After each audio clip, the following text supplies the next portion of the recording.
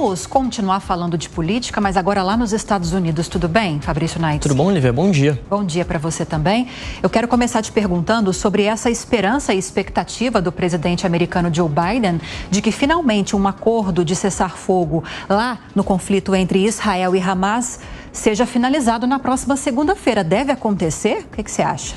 É a expectativa. Ele acha que sim. É o que ele diz, né? Tava lá tomando o sorvetezinho dele, foi perguntado, questionado sobre isso, disse que há uma expectativa de que até segunda-feira saia um cessar-fogo temporário entre Israel e Hamas na faixa de Gaza. Os diplomatas dizem que essa é a tentativa, é a tratativa mais séria para um cessar-fogo temporário vista nas últimas semanas. A gente viu diversas propostas indo e vindo, passando pelo Egito, pelo Catar, outros mediadores. A proposta de resolução no Conselho de Segurança da ONU apresentada pela Argélia na semana passada, todas essas acabaram caindo de alguma forma ou de outra. E agora essa proposta, que tem a participação dos Estados Unidos, mas também do Egito e do Catar, que são dois atores muito importantes em todo esse processo, países ali da região do Oriente Médio, e também da França. As conversas acontecem inclusive em Paris, com a mediação, participação do presidente Emmanuel Macron, além de autoridades, claro, que representam Israel, então representantes ali do Mossad, que é o serviço secreto israelense, e também autoridades do Hamas para essa conversa. Qual que é a data-chave aí? A data-chave é 10 de março. Por quê? Porque é quando começa o Ramadã, mês sagrado do islamismo, que vai até 6 de abril. Então é um mês que, segundo as autoridades, precisa ali ser, de certa forma, respeitado e que abre essa possibilidade de negociações e libertação dos reféns. Os números que têm sido tratados neste momento são os seguintes: para cada refém israelense libertado pelo Hamas durante esse período, esse cessar-fogo temporário, seriam libertados 10 prisioneiros palestinos que estão em Israel. Então a gente está falando aqui de cerca de 35 a 40 reféns israelenses que deixariam a faixa de Gaza, voltariam para Israel e, em troca, cerca de 350 a 400 palestinos seriam soltos de prisões lá em Israel, com o comprometimento do governo israelense de não serem presos novamente. Essa é a expectativa do momento.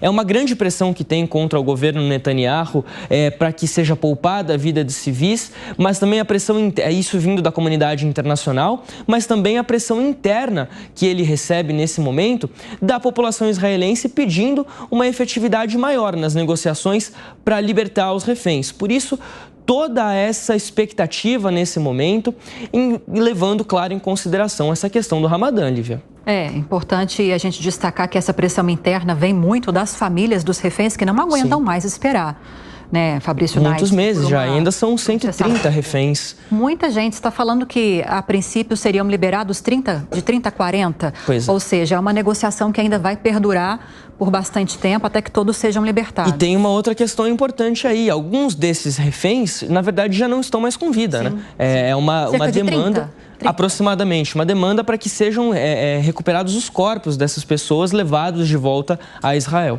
De fato, para quem está nos acompanhando por imagem, enquanto o Naix que falava, a gente mostrava Biden e Macron tomando aquele sorvetinho, né? Exatamente. Todo mundo, quando está tomando sorvete, está feliz. Então, talvez essa expectativa positiva e esse otimismo era de momento. Esperemos que não, né, Naix? Esse não é o Macron, mas é a expectativa de momento. Nossa, mas parece o Macron. Parece o Macron, olhando de longe parece se era, mas mesmo. eu tinha tanta certeza.